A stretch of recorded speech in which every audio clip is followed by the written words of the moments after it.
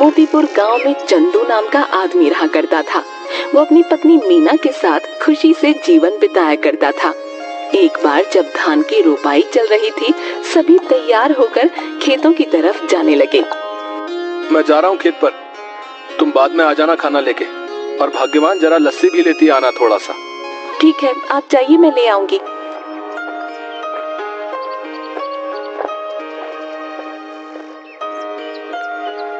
चंदू खेत में पहुंचता है। थोड़ी देर काम करता है, तभी खेतों की मेड़ों पर दो आदमी चल रहे होते हैं। उनमें से एक आदमी छाता लेकर चल रहा होता है। जमींदार करोड़ी मल और उनका मुंशी बाबूलाल। साहब, यह है चंदू, सुना है इसकी फसल बहुत अच्छी निकलती है। इस बार 8 बोरी चावल के लिए इसे बोल देते हैं। गरीब है, 2 पैसा कमा लेगा तो दुआ ही देगा। ठीक है बाबूलाल, जाके इसे बता दो। जी मालिक। अरे ओ चंदू, सुन तो। क्या बात है बाबूलाल भाई? जमींदार साहब तुझसे मिलना चाहते हैं। मुझसे मिलना चाहते हैं? क्यों? अरे वो तेरी फसल खरीदना चाहते हैं, जा जल्दी जा। जी जमींदार साहब। आओ चंदू आओ, सुना है तुम्हारी फसल बहुत अच्छी होती है। क्या इस बार की फसल तुम हमें बेचना चाहोगे? बाजार के दाम से अच्छा दाम दे दूंगा। ये तो हमारे लिए खुशी की बात है साहब। तो फिर ठीक है, जिस दिन फसल ठीक से तैयार हो जाएगी हमें बता देना। हम आदमियों को भिजवा देंगे, तुम्हारी फसल काटने में वो सब तुम्हारी मदद करेंगे और तुम्हारे घर पर पैसे भिजवा देंगे। उसके बाद जमींदार चला जाता है। चंदू फिर से खेत में वापस आकर काम करने लगता है। थोड़ी देर बाद मीना वहाँ आ जाती है। सुनिए जी, आ जाइए, आपके लिए खाना लेकर आई हूँ, और हाँ, साथ में लस्सी भी लाई हूँ। आता हूँ। इसके बाद चंदू मीना के पास पहुँच जाता है। लाओ लाओ, बड़ी भूख लगी है। लीजिए। मीना, जमींदार जी आए थे, जानती हो उन्होंने क्या कहा? क्या कहा? उन्होंने कहा कि वो हमारी इस बार की फसल खरीदना चाहते हैं और बाजार से अच्छे दाम भी देंगे। ये तो बड़ी खुशी की बात है।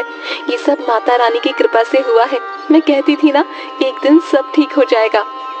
माता रानी करे ऐसा ही हो। इसके बाद दोनों घर चले जाते हैं। इसके बाद चंदू सो जाता है। चंदू शाम को उठा और घर के आंगन में लगी क्यारी से सब्जियां निकाली। मैं ये सब्जी बेच के आता हूँ, ठीक है? सुनिए, आप समय से आ जाइएगा, रात होने से पहले। ठीक है। उसके बाद मंडी में सब्जियां बेचकर वापस आते वक्त एक मछली के ठेले के पास। मछली कैसे दे रहे हो भाई? भाई चंदू सुनो, तुम ये दोनों ले जाओ 100 रुपए में, मुझे जरा जल्दी घर जाना है। ये लो भाई 100 रुपए। आज मीना को कहूंगा मछली के गर्मा गर्म पकौड़े खिला दे। चंदू घर पहुंचा। अरे ओ मीना, कहाँ हो? ये लो मछली। आज पकौड़े खाने का दिल कर रहा है, जरा बना दो। जी हाँ ठीक है, लेकिन पहले आप हाथ मुंह धो लीजिए। इसके बाद मीना मछली पकाने लग गई। अरे वाह, तुम्हारा कोई जवाब नहीं। आहा, क्या पकौड़े बनाए हैं, वाह वाह वाह। इसी तरह कई महीने बीत गए। चंदू के खेतों में सोने की तरह चमकने वाली फसल तैयार हो गई। मीना, मैं खेत में जा रहा हूँ, जमींदार के आदमी पहुँचते ही होंगे। ठीक है। चंदू खेत में गया। चल चंदू, तैयार हो जा, बहुत काम करना बाकी है आज। जमींदार के आदमी वहाँ पहुँच गए। चलिए सब काम पर लग जाते हैं। सेठ ने कहा है जल्दी से सारा काम निपटा कर फसल चंदू के घर पहुंचा देना। सबने मिलकर फसल काटी और 8 बोरियां तैयार कर दी। तभी वहाँ मीना आई। ये क्या, इतनी जल्दी काम भी हो गया? मीना, इसीलिए तो कहते हैं कि एकता में बल है। जो काम मैं अकेला 2 दिन में करता, वो हम 4 लोगों ने मिलकर कुछ ही टाइम में कर दिया। इसके बाद सबने मिलकर बोरियां चंदू के घर तक पहुंचा दी। हम सब कल आके ये बोरियां सेठ के घर ले जाएंगे। चलिए हम चलते हैं। चलो, आज का काम भी खत्म हुआ, बस अब कल का इंतजार है। उसने सारी बोरियां घर में रख दी। तभी आधी रात को चंदू के घर के बाहर कुछ चोर बात करते हुए। सुनो सबके सब, ध्यान से घुसना, अगर हम खाली हाथ लौटे तो सरदार हमें छोड़ेंगे नहीं। सब धीरे धीरे चंदू के घर से सारी बोरियां चुरा कर ले गए। अगली सुबह चंदू की बीवी, सुनिए जी, उठिए ना, देखिए क्या हो गया। क्या हो गया? चंदू उठिए, उठिए ना। क्या बात है भाग्यवान, ऐसा क्या हो गया जो तुमने सारा घर सर पर उठा लिया है? गोदाम से सारी बोरियां चोरी हो गई हैं। क्या चोरी? कहाँ पे? गोदाम में आइए और खुद ही देख लीजिए। हे भगवान, ये क्या हो गया? जमींदार जी के आदमी कभी भी आ सकते हैं। माता रानी, मैंने किसी के साथ कुछ बुरा नहीं किया, फिर भी मेरे साथ ही क्यों? चंदू घर की सीढ़ियों पर बैठ जाता है। चंदू की आंखों से आंसू आ रहे थे। तभी वहां जमींदार के आदमी आ गए। अरे भाई चंदू, बोरियां तैयार है ना? नहीं भाई, कल रात को ही किसी ने अनाज की बोरियां चोरी कर ली हैं। ये क्या कह रहे हैं भाई? जमींदार जी कहीं गुस्सा ना हो जाए। तुम तो उनका गुस्सा जानते हो ना। चलो उनसे बात तो करनी ही पड़ेगी। चलो अब। चंदू बाबूलाल के साथ जमींदार के घर गया। क्या चंदू, तुम सब खाली हाथ क्यों आ रहे हो? जमींदार जी, कल रात को हमारे घर में चोरी हो गई। सुबह देखा तो गोदाम से सारी बोरियां गायब हो चुकी थी। कहीं तुमने किसी और को तो बेहतर दाम के चक्कर में नहीं बेच दी? नहीं जमींदार जी, मैं सच कह रहा हूँ। सेठ जी, एक ही गांव में रहना है हम सबने। भला झूठ बोल के कितने दिन बच पाऊंगा? ठीक है, लेकिन अगर मुझे पता चला कि तुमने किसी और को दिया है, तब देखना कि मैं क्या करता हूँ। कुछ दिन तक चंदू और मीना दोनों उदास थे। चंदू सब्जियों को बाजार में बेचता और जो भी कमाता उसे बहुत ध्यान से खर्च करता। चंदू खाना खाने बैठा। सुनिए ना, कितने दिन हो गए हमें इस तरह सब्जियां बेचते हुए, लेकिन हमारा घर मुश्किल से चल पा रहा है। घर के भी हालात ठीक नहीं है। हमारा गुजारा सिर्फ सब्जियां बेचकर नहीं हो सकता। पहले तो अनाज बेचकर हम अच्छे खासे पैसे कमा लेते थे, जिसमें साल भर थोड़ा थोड़ा करके घर चल जाता था। लेकिन अब तो हमें अगली फसल के पक जाने तक इंतजार करना होगा। आप बताइए ना, ऐसे कैसे घर चलेगा? मैं जानता हूँ, लेकिन मैं क्या करूँ, समझ नहीं आ रहा। अचानक चंदू थाली में रखा अचार रोटी के साथ खाने लगता है। अरे भाग्यवान, अचार! क्या अचार? क्या मतलब है? मैं आपको अचार की तरह दिखती हूँ? आप मेरे बारे में ये सब सोचते हैं? नहीं भाग्यवान, मैं तो कह रहा था कि हमारी समस्या का समाधान है ये अचार। कैसे? मेरी बात सुनो ध्यान से। तुम अचार बनाना और मैं अचार लोगों के घर जाके बेचूंगा। पहले हम लोगों को अचार का स्वाद चखाएंगे, उन्हें पसंद आया तो वो खरीद लेंगे। अगर पसंद नहीं आया तो? अरे कैसे नहीं आएगा? मेरी मीना ने जो बनाया है, अंग्रेजी में क्या कहते हैं, फंटास्टिक अचार बनाती हो तुम। है आपने अंग्रेजी कब सीखी? तुम मुझे कम मत समझो। What are you doing? I am very well। देखा? आप तो बड़ी अच्छी अंग्रेजी बोल लेते हैं। दोनों हंसने लगते हैं। इसके बाद मीना अचार बनाने लगी और मीना ने अचार डिब्बों में पैक कर दिया और चंदू चल पड़ा साइकिल लेके। चंदू एक घर पर जाकर रुका। घर पे कोई है भाई? अरे चंदू भैया, आप यहाँ कैसे? ये क्या ले आए? अचार बेचने का काम शुरू किया है, इसीलिए घर घर जाके बेच रहा हूँ। अचार खरीदना चाहेंगी? जरूर, जरा चखाना तो भैया। औरत ने अचार चखा तो उसे बड़ा पसंद आया। भैया ऐसा करो, 1 किलो दे दो।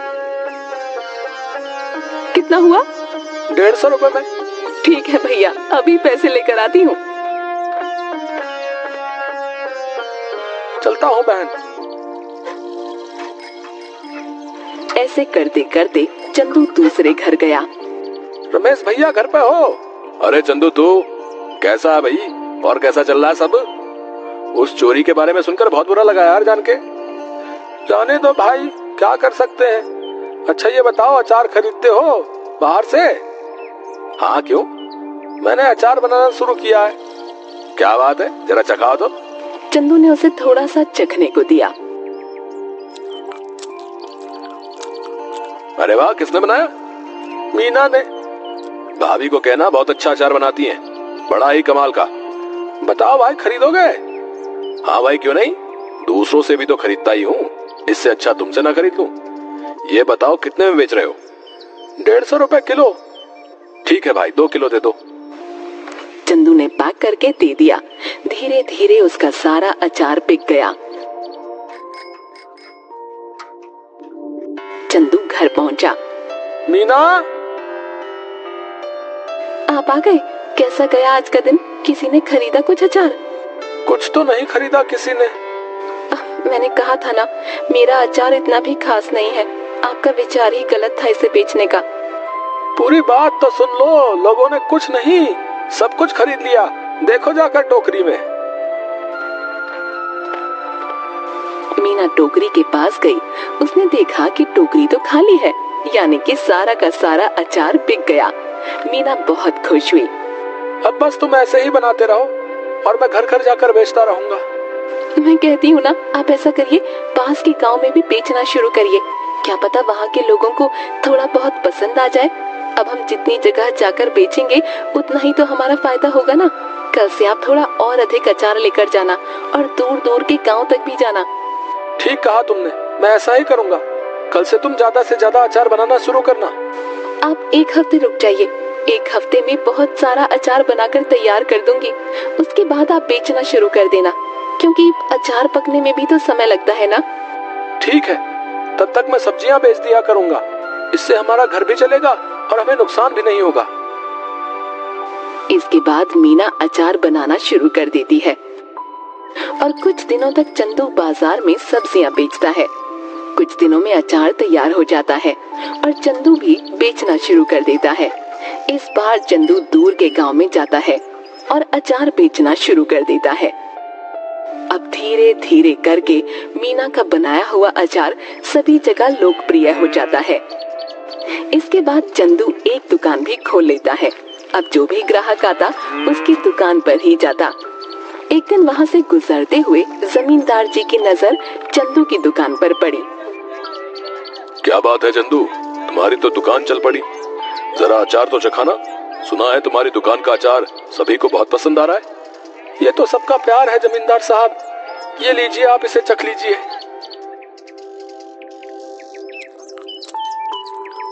ये तो बड़ा स्वादिष्ट है। ऐसा करो, हमारे घर पर 60 किलो अचार पहुंचा देना। हमारे यहाँ बहुत बड़ा भंडारा है। 1 हफ्ते में हम तुम्हारे घर पर कुछ लोगों को भेज देंगे रात को, इसलिए तुम सारा सामान तैयार रखना। जी जमींदार साहब। रात को जमींदार के लोग चंदू के घर नहीं पहुँचे। रात भी काफी हो गई थी। ऐसा करिए, आप सो जाइए। अगर कोई आया तो हमें पता चल ही जाएगा, तब उठकर उनका सामान उन्हें दे देंगे। तुम ठीक कहती हो, सो जाना चाहिए। क्या पता वो आज ना आए। चलो सो जाते हैं।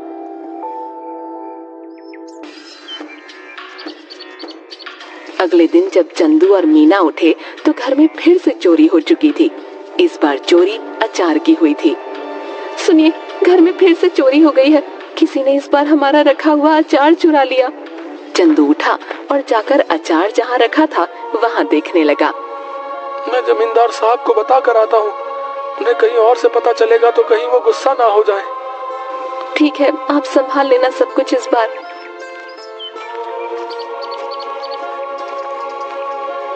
चंदू जमींदार साहब के घर गया। जमींदार साहब, इस बार फिर से आपके लिए जो हमने अचार तैयार किया था वो चोरी हो गया। ये हमेशा मेरे साथ ही क्यों हो रहा है? मैं तुमसे कुछ भी मंगाता हूँ और वो तुम्हारे घर में चोरी हो जाता है। मुझे लगता है तुम मुझे अपना सामान बेचना ही नहीं चाहते। ठीक है, मैं भी नहीं खरीदूंगा आज के बाद तुम्हारा कोई सामान। जाओ। ऐसी बात नहीं है जमींदार साहब, अब खुद ही सोचिए, मैं आपसे दुश्मनी क्यों मोल लूंगा। आप चिंता मत करिए, मैं आपके लिए दोबारा से 60 किलो का अचार तैयार करता हूँ। ठीक है, अगर इस बार कुछ हुआ तब देख लेना। चंदू अपने घर गया और सोचने लगा कि अब इस चोर को कैसे रोके। इस बार चंदू ने बहुत सारे मटकों को एक जगह पर रखा और चला गया। अचानक आधी रात को आवाज आई। सारे के सारे चोर दर्द से चिल्ला रहे थे। अब जैसे ही चंदू उस कमरे में गया जहाँ पर अचार रखा हुआ था, तो वहाँ देखा सारे के सारे चोर जमीन में लेटकर चिल्ला रहे थे और अपनी आंखें मल रहे थे। ये क्या कर दिया? कोई बचाओ हमें। पानी, पानी दो हमें कोई। अरे हमारी आंखें जल रही हैं। अब आया ना मजा मेरे घर में, जैसे तुम्हें आदत ही पड़ गई है चोरी करने की। क्या मजा आता है तुम्हें ये करके? है इतना दिमाग चोरी में लगाते हो, कुछ और कर लेते ना, अभी तो चैन से अपनी जिंदगी बिता रहे होते। पर नहीं, तुम्हें तो चोरी ही करनी है। लो करो अब चलो बताओ क्यों कर रहे थे चोरी? ये सब हम अपनी मर्जी से नहीं कर रहे थे, हमें सब करने के लिए बाबूलाल ने कहा था। क्या बाबूलाल? भला उसे क्या जरूरत पड़ गई? ये तो मुझे नहीं पता, आप हमें माफ कर दीजिए, अब पुलिस को मत बुलाना बस। ठीक है, नहीं बुलाऊंगा, पर मेरी एक शर्त है, अगर गांव में तुमने दोबारा कभी चोरी की तो मैं बाबूलाल की मदद लेकर तुम्हें पुलिस के हवाले कर दूंगा। ऐसी नौबत नहीं आएगी चंदू भाई, हमें माफ कर दो। इसके बाद चोर चले गए। अगले दिन चंदू जमींदार साहब के घर गया। उसने जमींदार साहब को सारी बातें बता दी। जमींदार साहब, ये बाबूलाल ही है जिसने आज तक हमारे घर में चोरियां करवाई हैं। तुम कैसे कह सकते हो कि सारी चोरियां बाबूलाल ने ही कराई हैं? क्योंकि कल मैंने खाली मटके गोदाम में रखवाए थे और दरवाजे के ऊपर मिर्च की थाली रखवा दी थी। जैसे ही उन्होंने दरवाजा खोला, उनके ऊपर लाल मिर्च गिर गई और उन सबकी आंखों में जलन होने लगी और वो चिल्लाकर पानी मांगने लगे।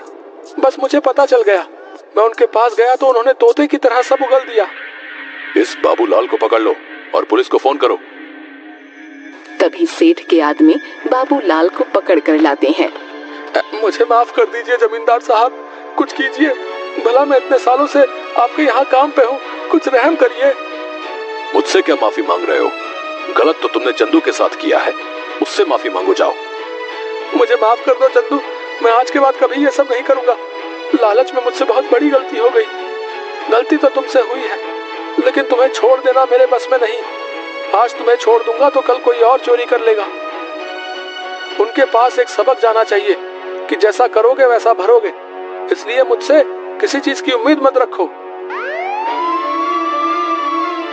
तभी तो पुलिस वाले आकर बाबूलाल को गिरफ्तार करके ले जाते हैं। भाइयों, अचार ले आओ। बहुत सारे आदमी अचार के भरे मटके ले आए। ये लीजिए जमींदार साहब, इस बार आपके घर में हमारा सामान आखिरकार पहुंच ही गया। ये लो तुम्हारे पैसे चंदू। तुम सच में ईमानदार और मेहनती किसान हो, हमें तुम पर नाज है। आपका बहुत शुक्रिया सेठ जी, चलिए अब मैं चलता हूँ।